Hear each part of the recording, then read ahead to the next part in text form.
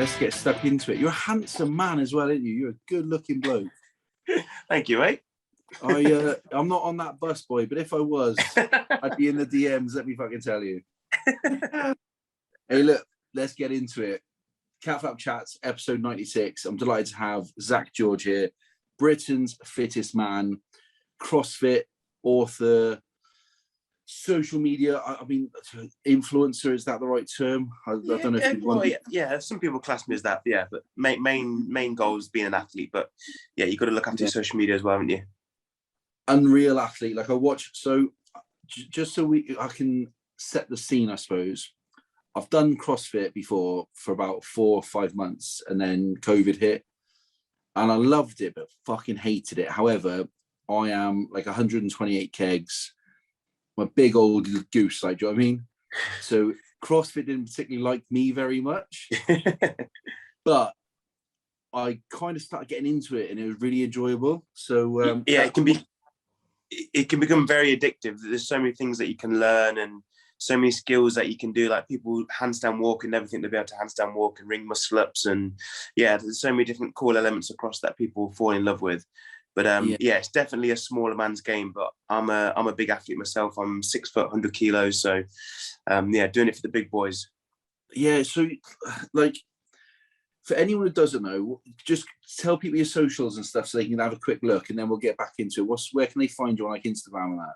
So if I'm Instagram, just Zack George, and yeah, I post all my workouts on there pretty much on a daily.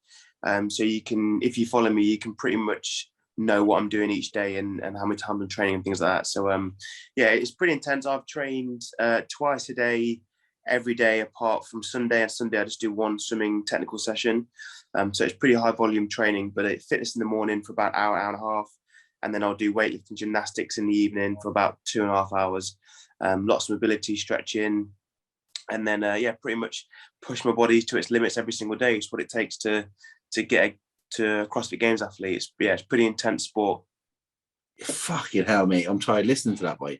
It's like I would do it, and I'd be blowing after one. I don't know if I've got 2 in the tank, like in one day. I honestly. Like, yeah, you get a lot of people message me when I post workouts, and they're like, "Oh, how do you get those times? How do you get those numbers?" And it's obviously I've been in the sport for 7.5 years now, so it's a long time being in the sport every day, day in, day out, pushing yourself to your limit. So it's not something you can just like rock up and sort of hit the numbers I'm hitting or hit the weights I'm hitting, because I've done it for such a long time. The sport, if anyone's unaware of the sport, it's basically around weightlifting, gymnastics, and bodyweight movements. So swimming, running, burpees, that sort of stuff. And it's all combined together in different style workouts, either for time or as many rounds you can in a certain time frame. So a typical workout might be, so there's one called Fran. Sounds super easy.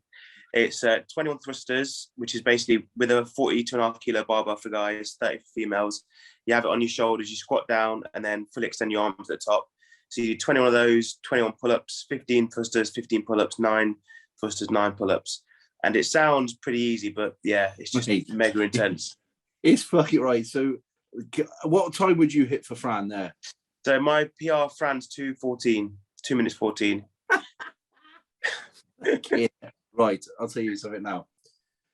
I think the last time I did it, I put it down to, it was like 40k. And there were girls like smashing out to it easy. And like I was doing jumping pull-ups because I'm so heavy, and like obviously my strength to weight ratio is nowhere near what it should be, mate. I'd be like 5, 6, 7 minutes easy. Easy, bro. Like under 3 minutes, bro. That's mental. And that's not really, because I'm a big athlete, that's a typical workout where it's hard to keep up against smaller guys, just because range of motion comes into play. And when you get to the top level, everyone's doing all that reps getting broken. Everyone's going to have fast transition. So yeah, there's sort of workouts where it's hard to go against someone who's kind of 5'7" because they just move quicker. But yeah, that's like a common workout. And like I said, it's just, it just hits you everywhere. Legs burning, shoulders burning, heart rate's through the roof. But that's why my favorite part of CrossFit is just being in a hole for like 20 minutes and just grinding through. Yeah, that's brutal. My favorite workouts. Here we are, little doggy. Hello, Lila. You can say hello. Little poodle. I love that. So, like, for people who don't know, then, like, what's life like? What's it been like, especially with the gyms closed? Not so much this year, but earlier in the year in 2020, and we'll probably go into like how you got into it in that journey in a bit. But what's life like for a professional CrossFit athlete? Like, how do you differentiate from work and then relaxing and prep and just chilling out? Like, what's life like? So obviously I'm a full-time athlete, so my main goal is to be the best athlete I can be. So luckily I don't have to train, go to work or coach in the gym or anything like that. I can literally wake up, go to the gym around 10:15. And like I said, the morning sessions are always a fitness-based session. So Mondays are normally a longer-based fitness session. It would last about 45 minutes working time. And then you've got 25 minutes warming up, 45 minutes cooling down. After that session, I will come home. I've got a meal prep sponsor, so I have 3 of those meals a day. So I have to make sure I have those before my second session. I train people online, so I have online clients that I'll program for. So I might be on the laptop for 20, 35, 45 minutes, just doing some programming bits. Doing any social media content I need to do for different brands that I work with. If I'm around competition season, I'll always make sure I have about a 20-minute nap every day, because that makes a big help going into the second session. And then, so basically a few programming bits, pretty much chilling out, getting all my food in, getting my hydration in. If my body's feeling particularly tight in any areas, which it does often, I'll spend a bit more time doing mobility on that area.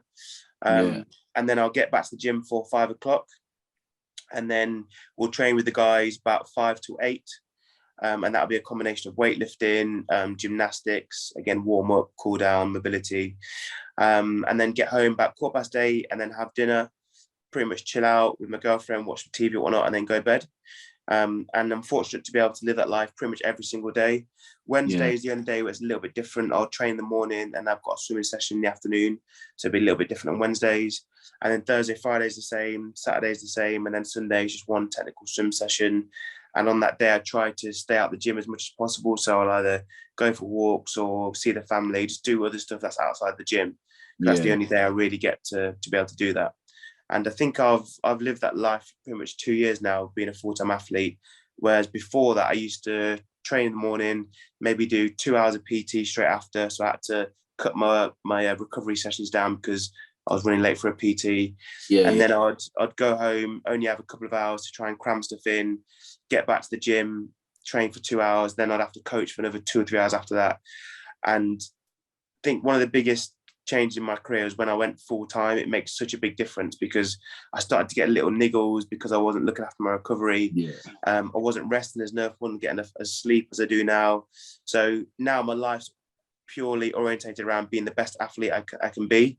Whereas before that, I was still trying to juggle work and trying to train like a full-time athlete. And eventually it catches up on you. Within CrossFit, there's so many different elements to train for in CrossFit. So you can't just be a good runner. You've got to be a good swimmer. You've got to be strong. You've got to be good at all the different gymnastic elements within CrossFit.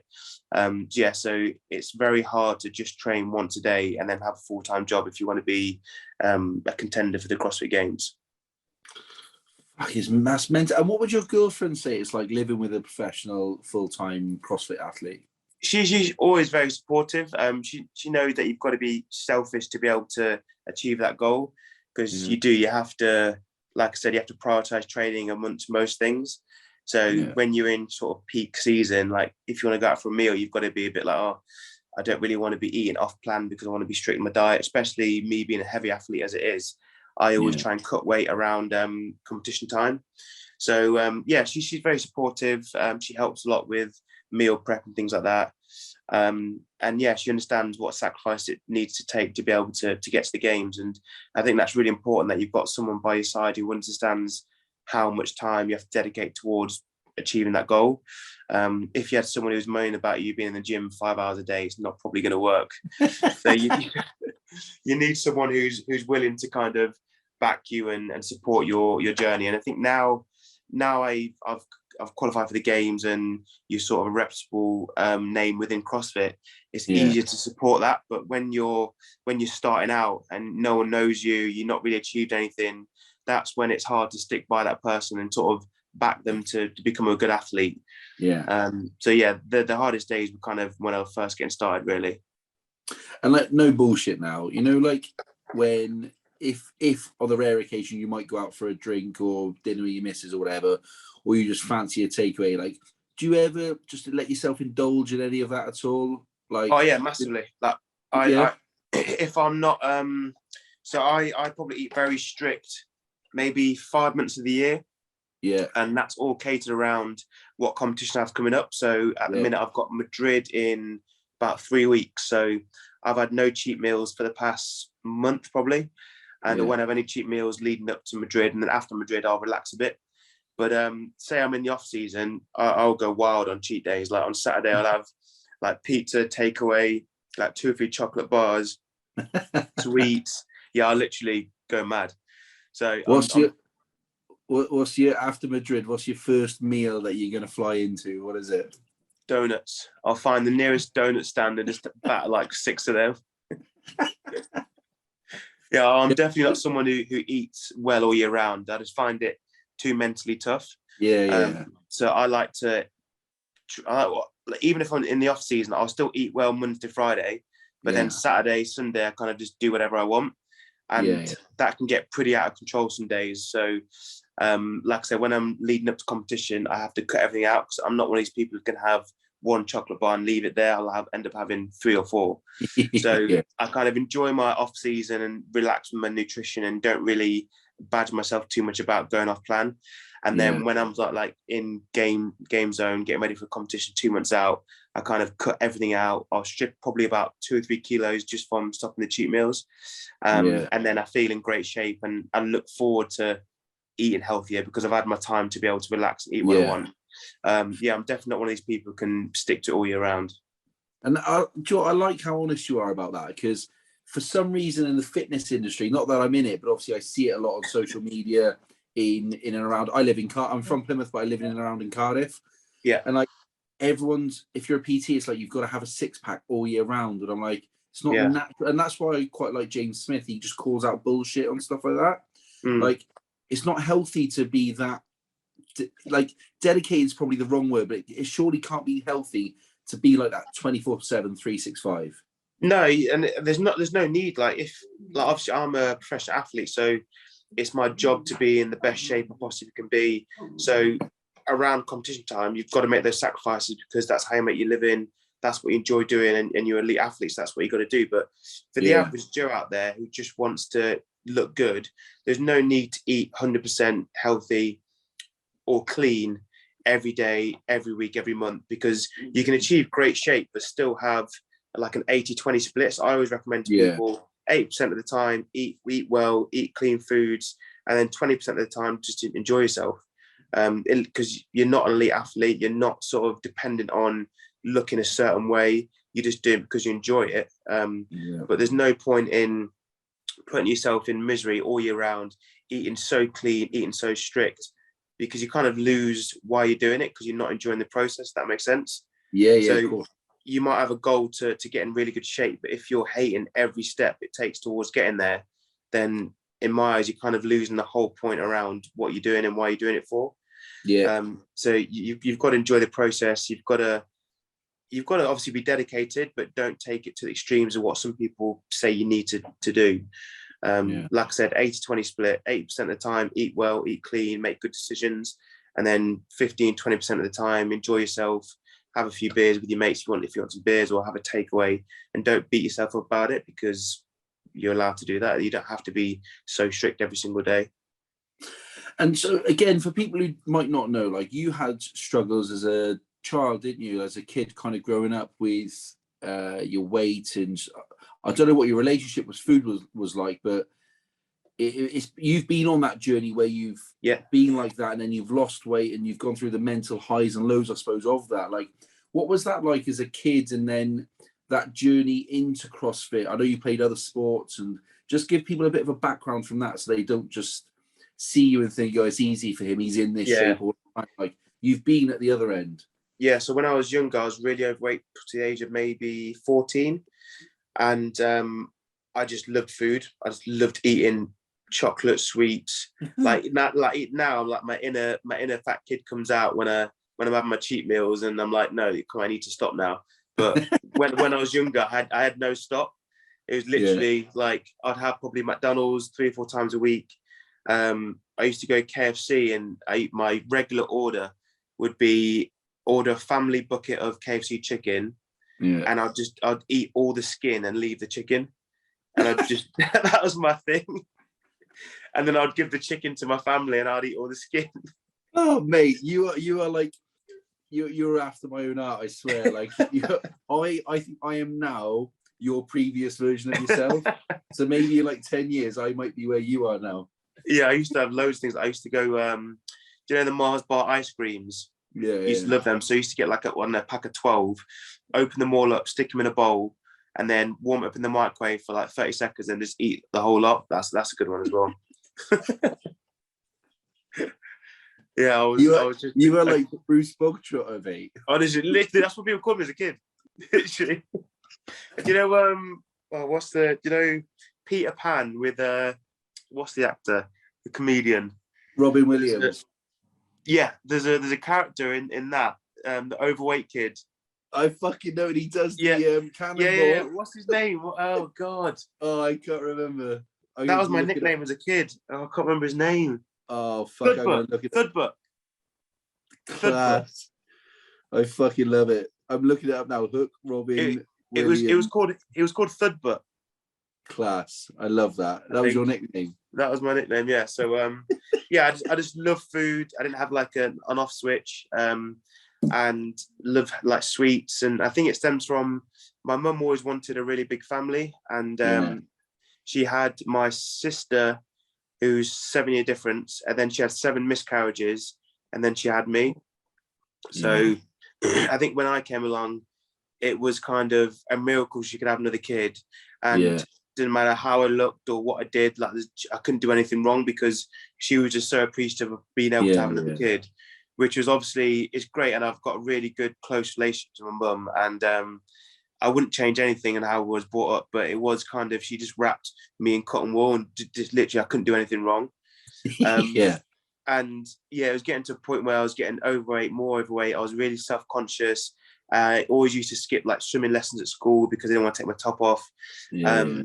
And there's loads of times where I'd be at home, and say if I have any family friends come over, my parents had the friends that were over, and I had my top off, I'd literally have like a panic attack because people would see me with my top off. So and then even at that point, my mum would never kind of face the fact that I was getting happy in how I looked. And my dad was the one who kind of suggested, right, you need to sort your stuff out, because 1, you're getting happy with the way you look, and 2, if you carry on the way you are, you're going to be huge when you're older. So my dad had tried several ways trying to get me to lose weight, and none of them was working.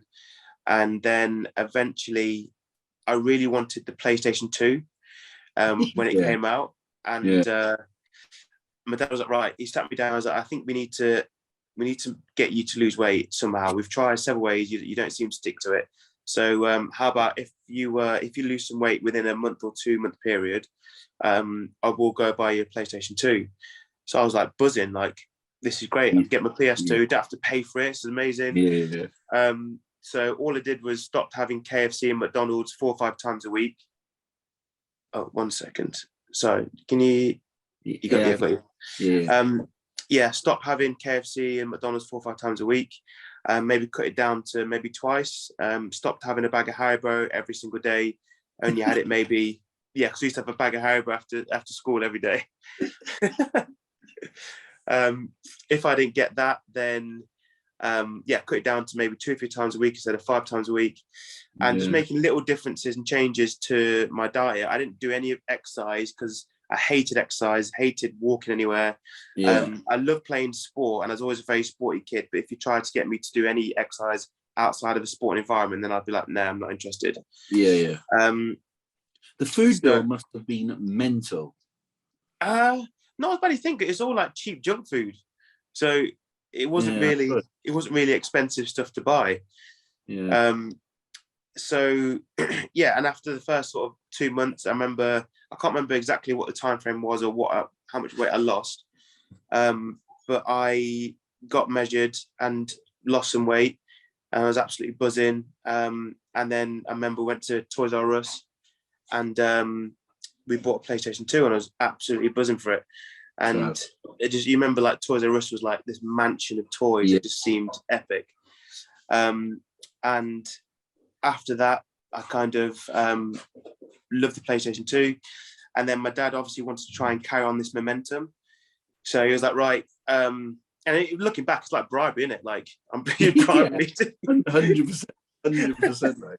But it works. I've got an 8-year-old now, mate. I do exactly the same thing. Yeah, and like, without me knowing it, I was kind of goal setting, really, because the end goal was, right, if you put in the hard work, you make some sacrifices over this 2-month period, your goal is to lose some weight, and then the reward is you're going to get the PlayStation 2. So, so it worked. And then after that, he was like, right, I'm really proud of you.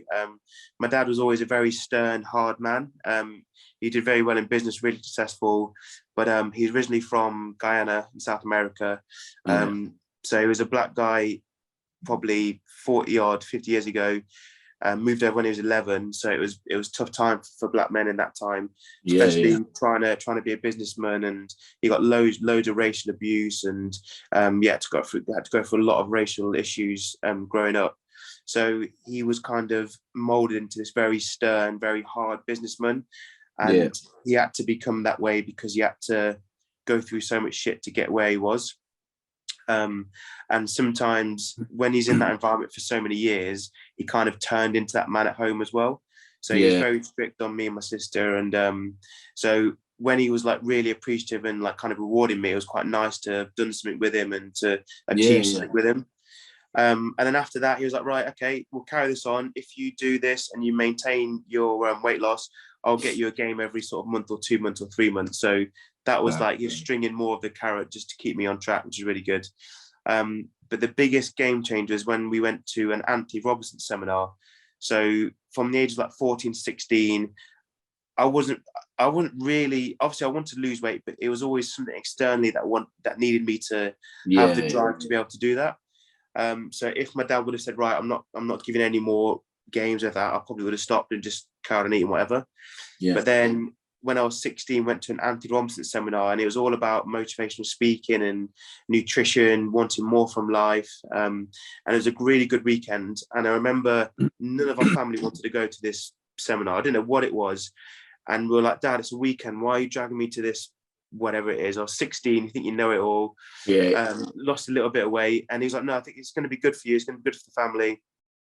And we got there, and it was a massive sort of life-changing experience, life-changing weekend.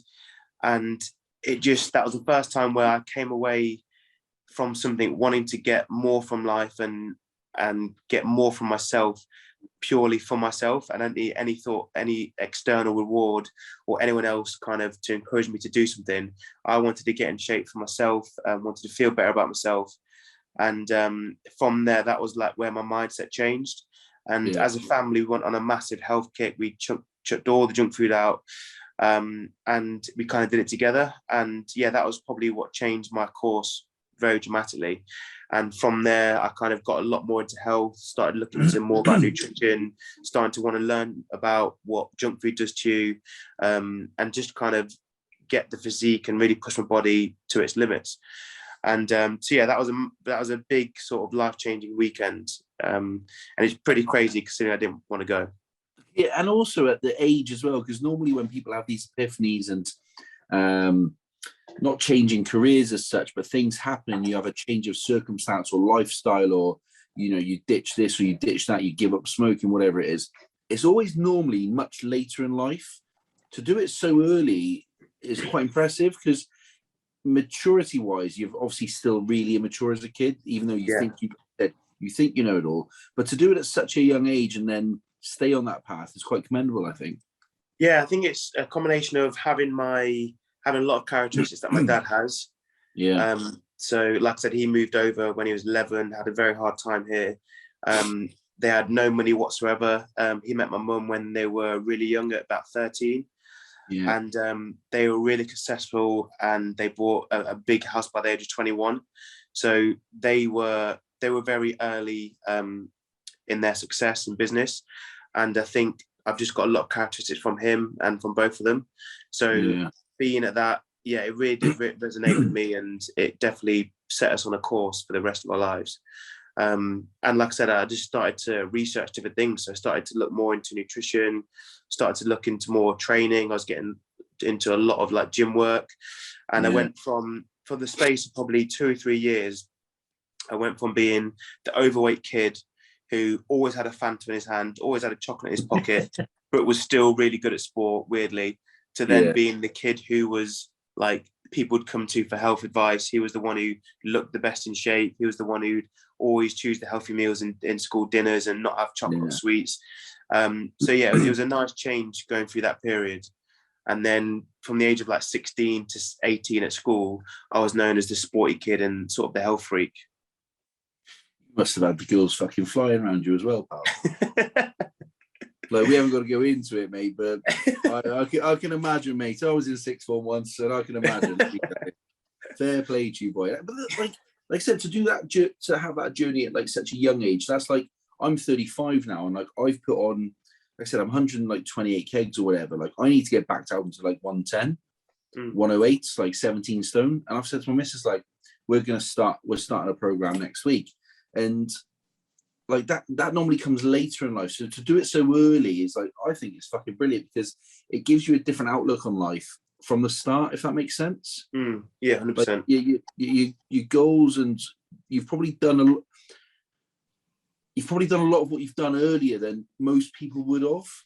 Does that make sense? Like, normally you do something, you get to mid-20s, 30, you've pissed away all your 20s. The average person, whatever, they're working 9 to 5 jobs they don't fucking like. They're in relationships they don't like, with misses they don't want to fucking stay in a bed with, or whatever. That's the reality of people's lives. Like, loads of them. You've kind of gone through that journey of like, not hardship, but the low and the trough or whatever. And then you've kind of come back out at 16 to 18 and gone, fuck this, I'm going to be, a professional in whatever sport it would have been, because you were good by all accounts at rugby and a few other things. Yeah. And this is the journey I'm going to take now.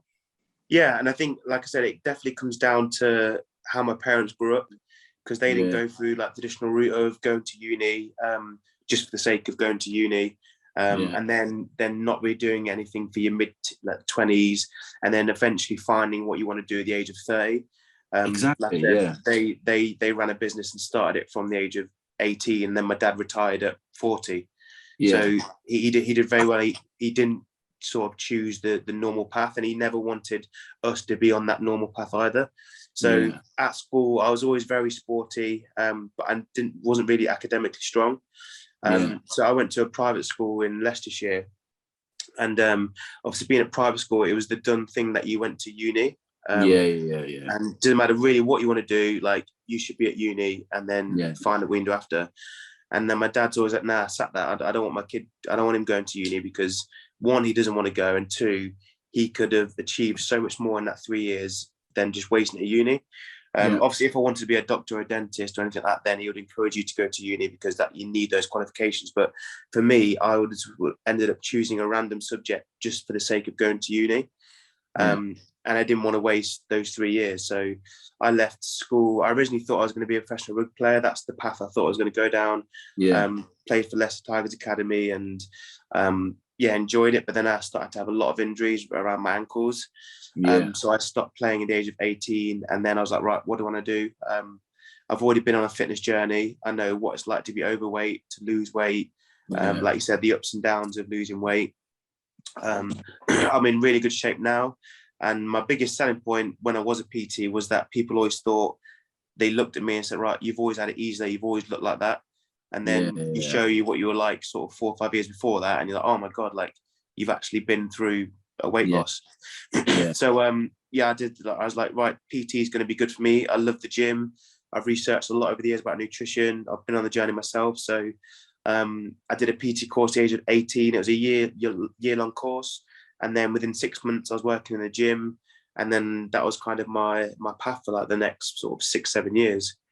And again, being sort of the business minded that I am, I used to work in a gym. It was a great laugh. Like, from like 18 to 20, Like, it wasn't serious. You're just like in a gym, just having a laugh, training people. It was wicked. And then when I got to the age of about 20, I was like, right, I think I was the busiest PT within Nuffield, within the Midlands. And I was like working at how much the gym was taking from my cut.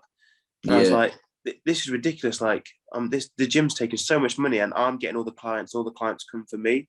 It wasn't like the gym were providing me with clients, you had to get them yourself.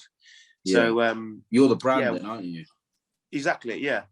So again, I get this characters from my dad. I was like, right, I'm just going to go on my own because I can make so much more money if I took all the money myself. So I remember being the busiest PT. I was like back to back with clients most days.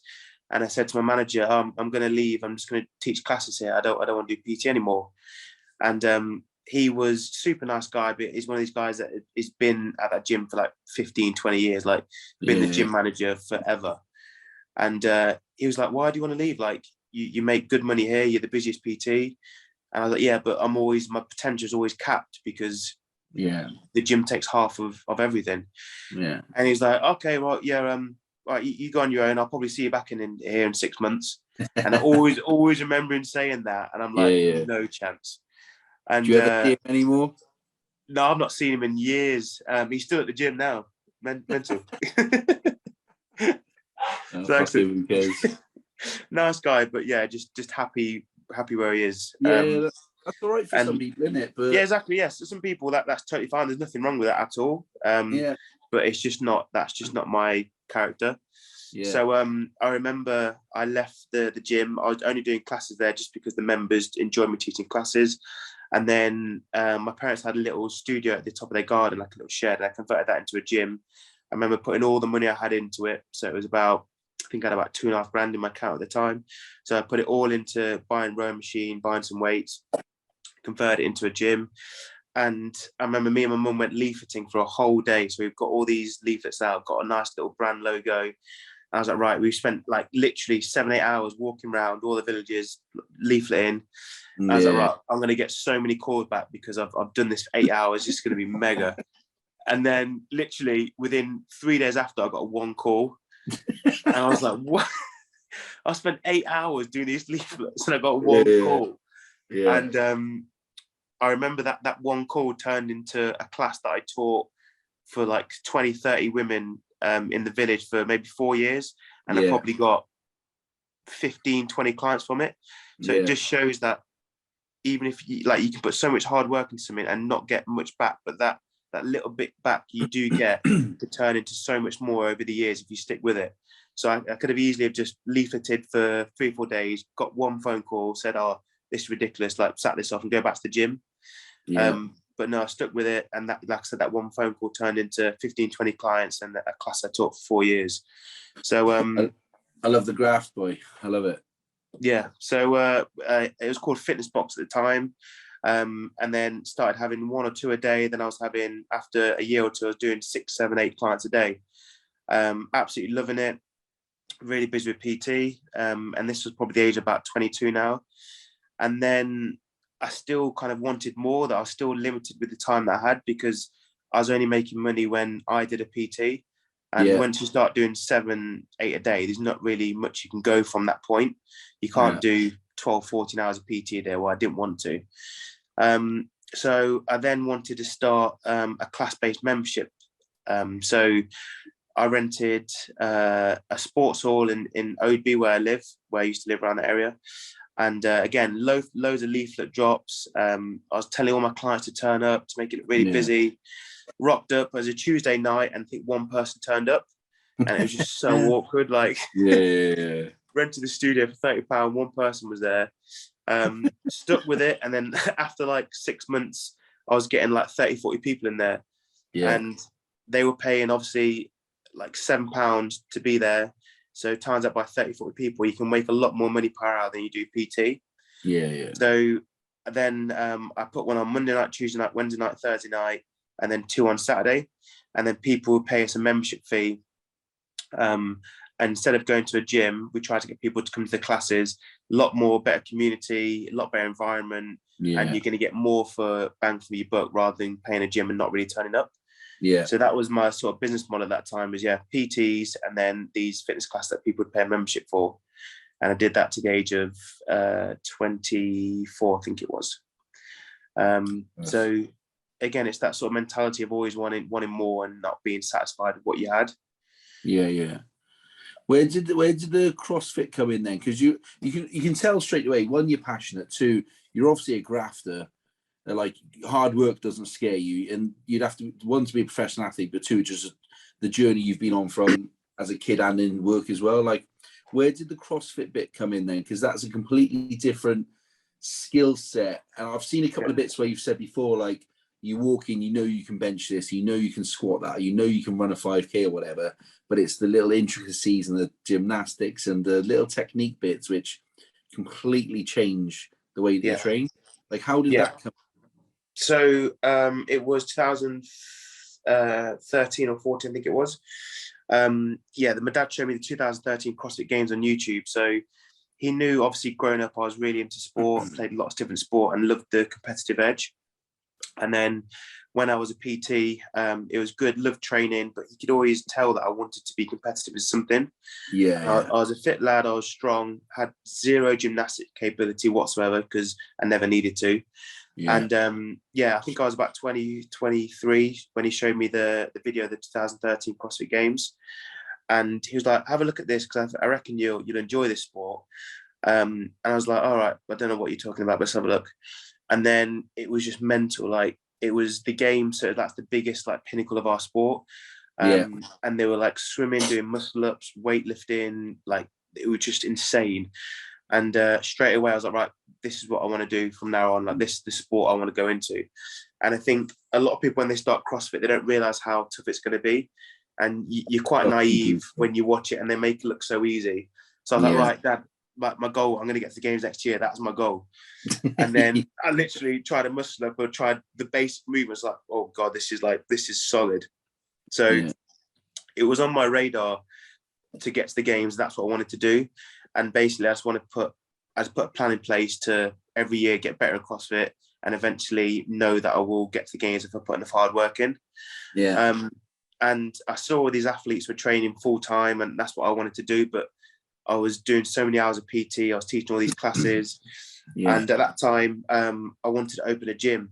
And I think I always wanted to own my own gym. And when I saw like Rich Froning training and they all own their own gyms and they could train all the day, and they were just, they were hammering it. So I was like, right, I want to open the gym. Let's do it. So instead of doing all the classes in different locations and doing the PTs different locations, just put it all together and open a gym. So there was 4 of us, me, my sister, and 2 of the business partners.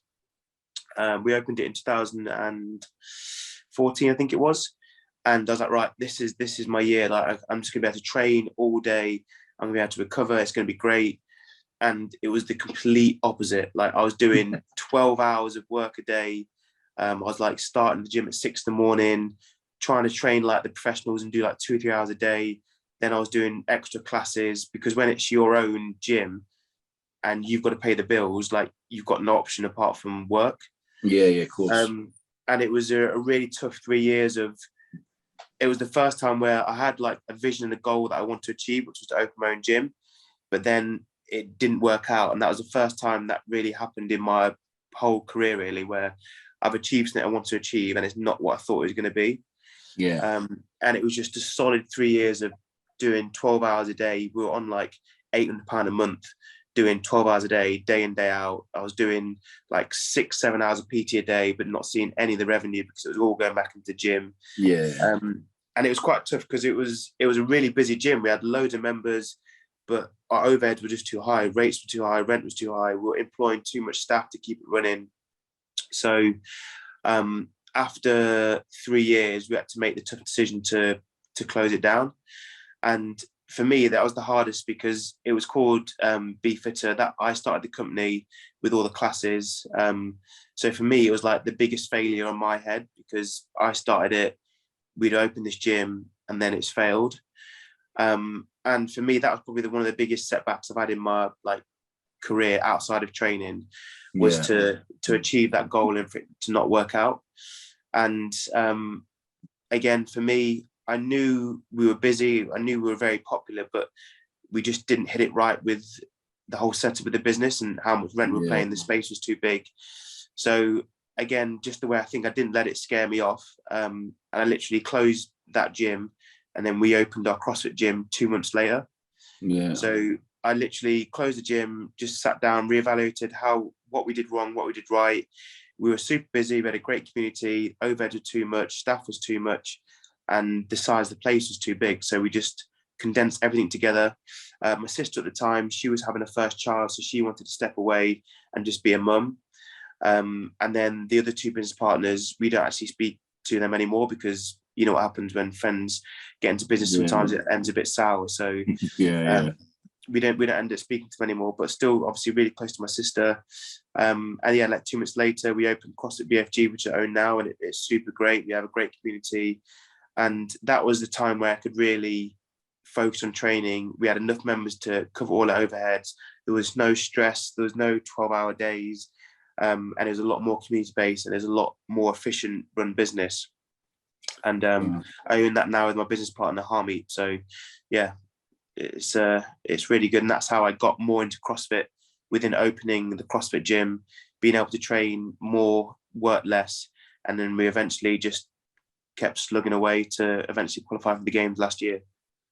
So you know that journey then, like you've been on, is like some journey, but then if we just look at like the CrossFit Games as a journey itself, and getting through to that last year, and then obviously COVID hit, which scuppered a load of plans. But yeah, you know, that journey to get to the games and then get through and be Britain's fittest man and all those things, like talk to me a little bit just about, like, I don't know, the whole experience. Like, what's your mindset, and the days where you just are absolutely ball bagged and you can't move and you're stiff, but you're like, I need to get this done. And yeah, what's your why? Like, what's keeping you doing it when you are absolutely melted and you got nothing left in the tank? I think it's a combination of as a character, very resilient. So once I set my sights on something and a goal, I don't really stop until I achieve it. Yeah. And you're going to have lots of setbacks along the way, but you've got to turn those setbacks into a positive somehow, and just keep moving forward. Another key thing is your environment and the people you surround yourself by. There's definitely days where I turn up to the gym and I just can't be bothered to train. I might be too sore, or I've got a niggle somewhere, or just lack of motivation for whatnot. And I rely on the people around me to pick me up and say, look, come on, Zack, like, let's get this session done. And they can end up being some of the best sessions you can have, the ones that you don't think are going to be great.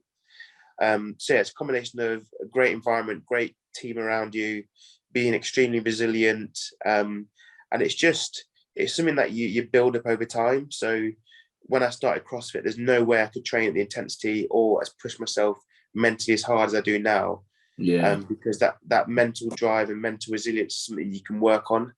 And if you put yourself in a hole every single day, day in, day out, it's going to make you mentally stronger. And that transfers over into everyday life as well. So I remember when I opened the CrossFit gym in 2017, I sat down with Harmeet and said, look, we're doing this together. Obviously, my goal is to get to the games, and he understood that, and he wants to see me succeed that as well. So as soon as we could afford a coach, we got on a coach, which allowed me just to purely focus on training. And 2017 was a good year of training. And then 2018 was the first year I qualified for regionals, which is a really big competition within CrossFit, and it's the step below the games. So the top 40 in Europe qualified for regionals, and then the top 5 in regionals qualified for the games. So in 2018, when I qualified for region, that was the first time where I thought, I can actually do this. Like, I can be a games athlete. I'm one of the top 40 people in Europe in this sport.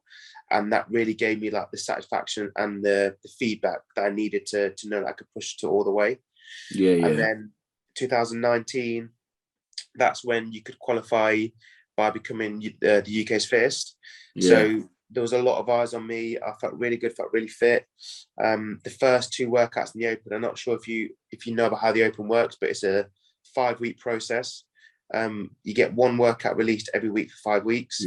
If you come first in the UK in a workout, you got 1 point. If you come 10,000, you get 10,000 points, and it's the person at the end of the 5 week with the least amount of points goes to the games and gets crowned the UK's fittest man.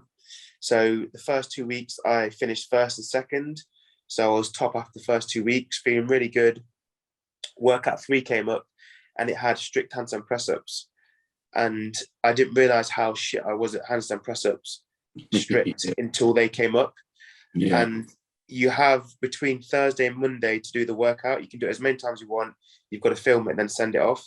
And I did that workout 6 times over the 4 days. And every time I got a worse score, which is depressing. And I came 168th in UK, which basically you can't recover from that. No. So within that open, I came 4th, 1st, 168th, 1st and 2nd. So it's literally that one workout that cost me my qualification and my game spot. And that was pretty mentally tough to take, because it was the one movement that stopped me from getting to the games.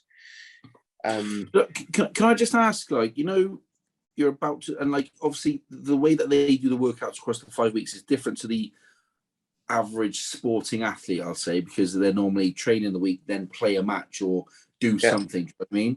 Where yours is spread out across 5 different weeks. How do you deal with things like nerves and adrenaline before, so that your legs aren't empty before you start these workouts? Yeah, that's just experience. I think it comes with getting used to knowing what your body can take, when it feels good, when it doesn't feel good. At the end of the open, I'm normally more unfit at the end than I am at the start, because you end up essentially just doing one workout a week, because you don't want to go too hard Monday, Tuesday, Wednesday. You've got to hit the workout Friday, so you don't want to train Thursday. Then you repeat it maybe Sunday or Monday, and you just do that and repeat. So it's just a hard balance, but it might seem really unusual to any other sport, because we're so used to it. That's just what we get. That's what we get used to. Okay. But yeah, it's an extremely stressful, tense 5 weeks. And I remember when that workout hit and I came so low. Obviously, all the team around me was super gutted, because you can't recover from that bigger deficit. If I came like 8th in the UK, then you can still recover. But we knew the year is gone, and it was quite mentally tough. But then, how I wanted to finish that open was to show whoever wins the UK Open that year, they've only won it because I can't do strict handstand press ups. I could have easily just quit after week 3 and just not done the last 2 workouts. Whereas I wanted to show that I can still dominate these last 2, and it's just because of that week 3. And then we finished with a 1st and a 2nd place. So I was really happy with how I finished that open, even though it was such a big sort of setback. And then as you're going through, like those setbacks, how do you've obviously got resilience in fucking spades, pal, but how do you stop, like, mentally, like, dwelling on it and staying in a rut? What's the thing for someone listening to this? What's the thing that switches and you go, fuck it, right, we're on to another one? So for me, I always have to, like I said, I'm very sort of all or nothing. So like I said, with the chocolate, I can't have one chocolate, I need more. But if I say, right, on this day I'm stopping, then I'll stop. So literally after that, I allowed myself like 3 days. Is that right? Zack, you've got 3 days to sulk, do whatever you want, get it out of your system, eat shit all day, don't train, just do whatever you want for 3 days. Don't feel guilty about it. But then as soon as those 3 days were up, we're back on it, we'll set a plan, and then we'll go and attack it. So for me, I find allocating myself a certain amount of time to dwell on it, to sulk on it, to let those emotions out. And then as soon as that time's over, that kind of the switch just gets flipped, and then I'm back to sort of game time again. So that's how I deal, like, with most setbacks. And with 2020, obviously the Open went perfectly. I won the Open, was the UK's fittest man, and felt really good. And it was such a strange time after the Open, because it was a 5-week period. Again, a lot of stress. You constantly leaderboard check in, see what scores people are getting. And after those 5 weeks, you don't get like a, yes, you've qualified. You've still got to wait 2 months for all the videos to be checked. before you get the notification that you've actually got the UK's Fittest title. Yeah. So you could win the Open, but then someone watches your video and you get a few no reps, and then you slip down to 5th. So you don't. So it's like you can't really celebrate straight after, because they've still got to check the videos. CrossFit HQ still got to verify all your videos and all your scores. And the leaderboard does change a lot in those 2 months, because you get people who cheat or people who just miss reps, miscount. It just naturally happens sometimes. So even though I'd got that title, it wasn't official. So I didn't really celebrate it. And then literally 2 minutes later, I just woke up, got the email saying you're the UK's Fittest. And like, that was like, I didn't have the celebratory feel. Like literally, I found out a 7-year dream by waking up and looking at my phone and getting an email. Do you know what I mean? It's like, it's like anti-climax, I suppose. Yeah, literally, like, because you can't, after those 5 weeks, you don't want to celebrate, because you don't want to jinx it. So I've achieved this massive goal for 7 years in this 5 weeks. Completely stressed out. I haven't celebrated it. You just kind of ignore it. You just forget anything happened, because you don't want to jinx it. And then 2 minutes later, I woke up and then got the email, and you're like, oh, okay, I've already been training for 2 months. Then it's kind of gone now. What goes through your head as you're going through the actual workouts themselves, and whether it's negative, positive, whatever? Like, what are you thinking about? Like, do you try and take your mind off it and just go through the motions, or do you get aggressive with it? Like, do you even know what's going through your mind as you're doing them, or are you kind of in autopilot? Let's just you kind of just blank out. Like when people say, like, "Can you hear me cheering?" or like, you don't hear anything, you don't hear the music, you don't hear people cheering. I'm literally just focused on the rep scheme that I'm doing, and then what my opponents are doing around me. And I don't really think about anything really. It's just kind of a dull pain, and your body just saying you want to stop, and then your mind saying don't stop, don't stop. Have you been close to stopping?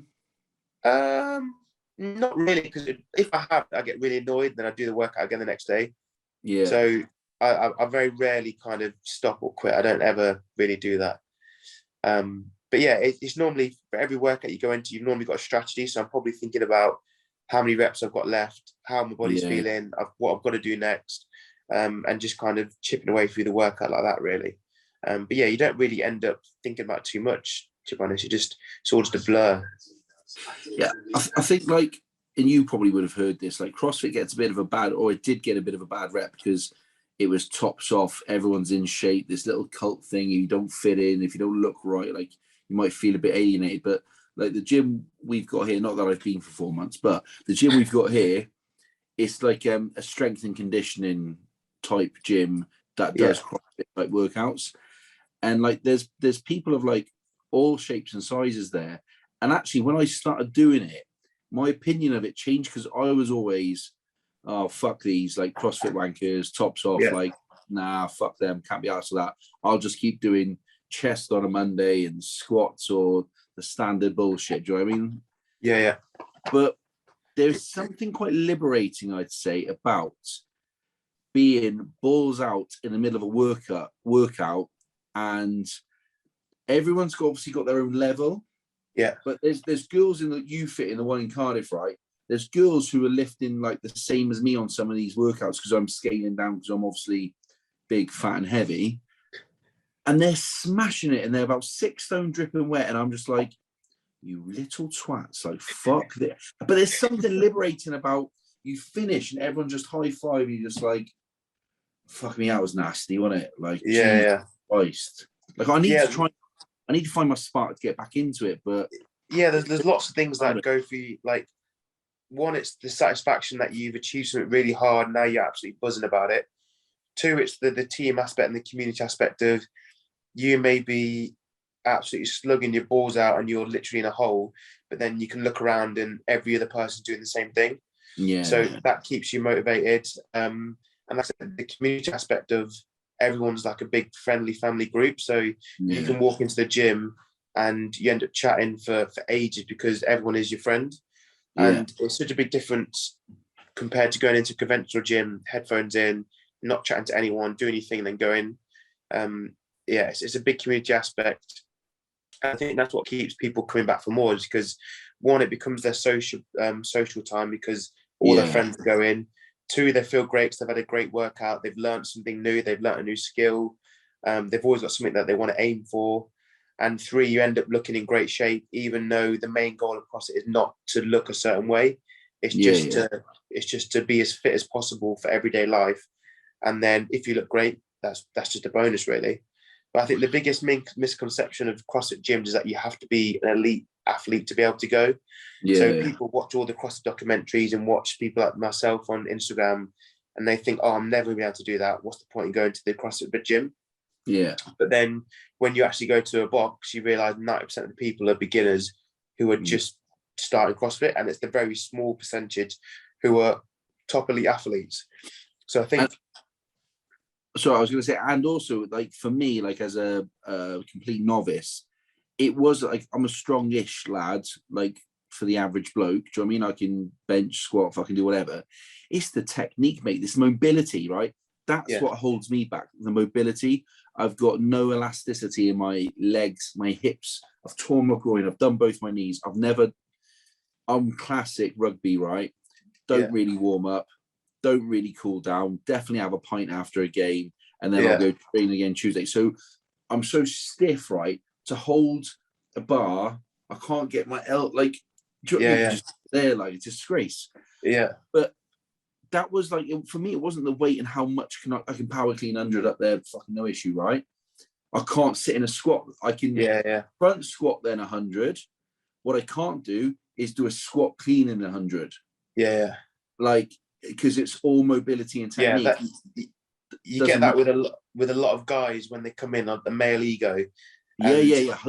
They come in and they're right. They see the females lifting 60 or whatever.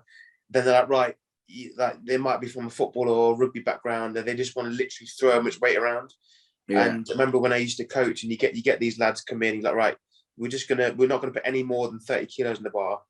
And they're like, yeah, but I can lift 80, 90 easy. That's what I do in the gym. Like, yeah, but your technique's absolutely horrendous. So what's the point? You either get people who are up to the challenge and they listen, they want to learn, and then they smash it, or you get some people who are like, right, no, I just want to lift weight. This isn't for me, and then they don't come back. You've got to kind of leave your ego at the door and not think about what weight you lift in. Just get your technique sorted first, because that's the biggest. If you don't get your technique sorted, you're either just always going to lift terribly, or you're going to injure yourself. 9 times out of 10, if you're really immobile and you lift a lot of heavy weight, you're going to get injured. You're going to hurt your wrist, break your wrist. You're going to do damage to your shoulders or something at some point. So technique is the main thing to learn with CrossFit, and get the basics down and not worry about lifting heavy weight all the time. And I'd say, again, just from my experience, like, people don't give a fuck what I'm lifting, whether I'm doing it. Like, the guys are always like, just scale it down, mate. Why are you like emptying yourself on round 1? There's 4 more rounds to go, and then you can't do it. Like, just scale it down and just keep chewing through it. Like, just don't stop and just keep. And I found that was, like, for me, that ego thing, because, you know, there's girls in the gym, and a couple of the lads there in half decent. One of the lads been like a Men's Health cover model, so he's in tremendous nick. Chris Roberts, his name is, and his brother Steve is a machine, like a shorter version of you, mate. Fucking stacked, and he's banging out mental weights, but in this CrossFit thing. And so you're trying to almost like, well, I should be fucking doing what they're doing. But there's no way. And look, the minute you leave the ego at the door, it's so much more enjoyable. Oh, massively. Like, you get people that they come in, they want to do a muscle up straight away. So it's like, right, I reckon I could do a muscle up. It's like, okay, can you do a pull up? They're like, no. It's like, do what? Kipping, mate. I found, again, being so heavy, I'm on the bar, like, kipping forwards and backwards. Mate, my shoulders been fucking agony, mate. And then I'd be doing knees to chest because I couldn't get my fucking my drums in the way of getting my fucking feet up there to begin with. Yeah. But again, when you stop worrying about everyone looking at you, because no one is, because they're all in their own hole. Yeah. It's actually all right, mate. Yeah, it's great. It's great. It's such a better environment, I think, than any other commercial gym. Like I said, we have people in our gym, and like it's quite funny because when their partners don't do CrossFit, they're always like, "Why are you at the gym for so long? Like, what can you possibly be doing for 2 hours? But they'll come half an hour early because they want to chat with all the mates, have a piss, have a laugh around. Do you know what I mean? Like everyone's just messing around. Yeah. And then you do the class for an hour, and then again for half an hour you piss around with your mates again. And it's just like people just don't understand the community of CrossFit until you actually join it. And it's not a cult. It's not like you feel unwelcomed if you're an outsider. Like whoever comes to that gym, doesn't matter if we know you 2 years or know you 2 days, will act the same to you, will welcome you in open arms, and then you'll be invited to the community. So it's great to have that in a gym, and it's great to see people walk into the gym and they could have had the worst day at work and they're so stressed and they've hated every minute of it, but then in that gym they turn into big kids again and they can act. Do you know what I mean? Like they did 20 odd years ago, and all that stress just gets relieved.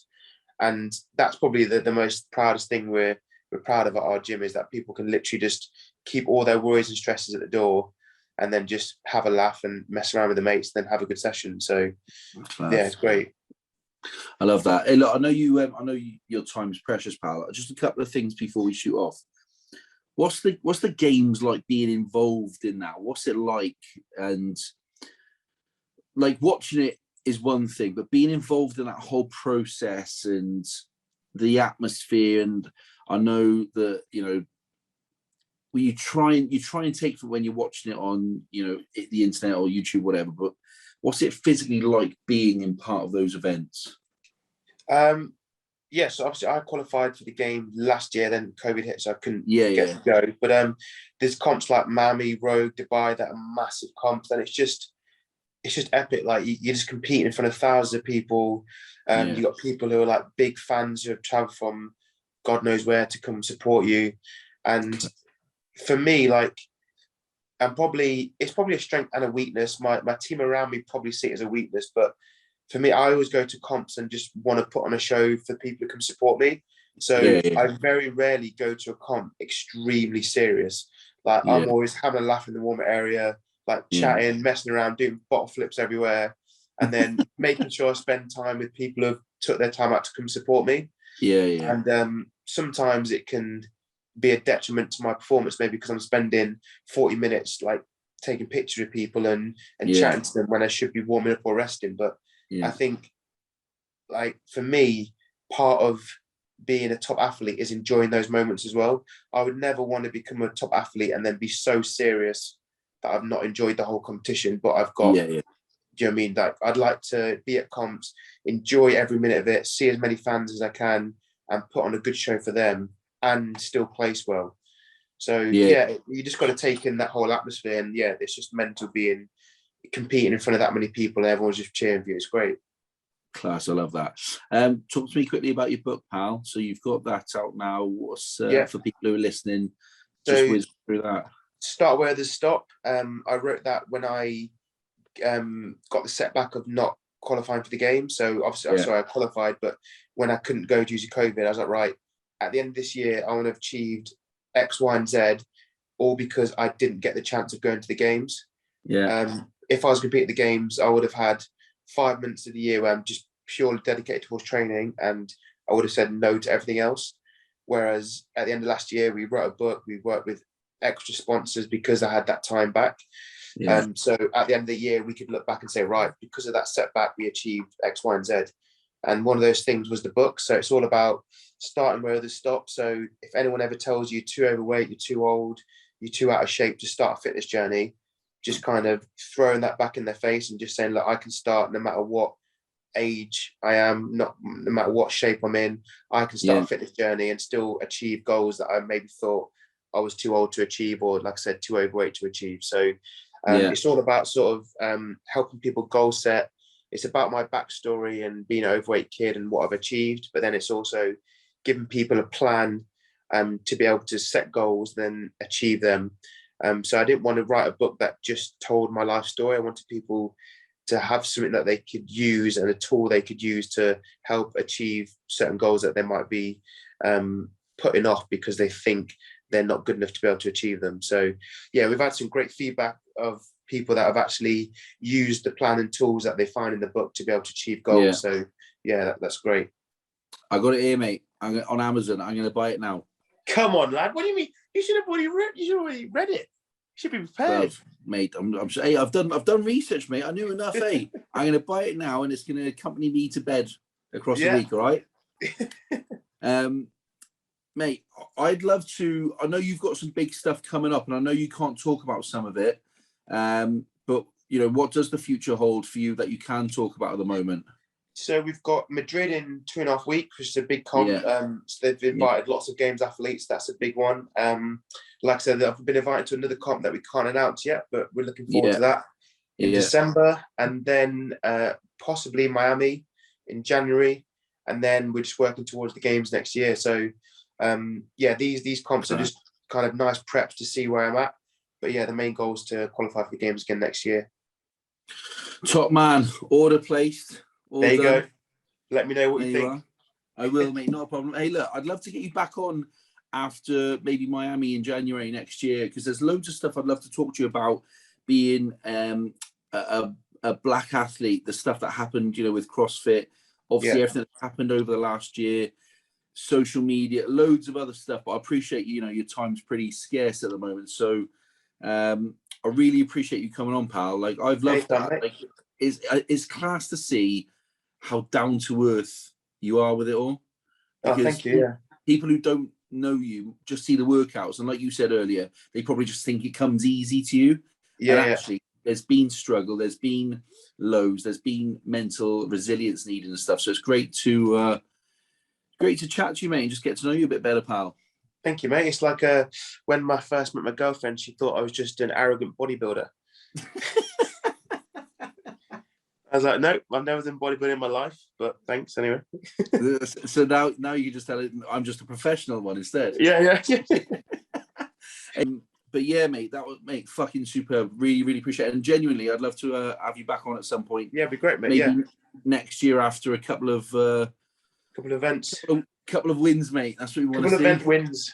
Yeah, so fuck it. I love it. But if so, right, I'll get you some Tiny Rebels sent down, all right, boy? Get you some beers sent down. Thank you, brother. Hey, thank you so much. You have a good weekend. I'll catch you pleasure, soon, mate. Right? Cheers, bro. Ta-ra, boy. Bye.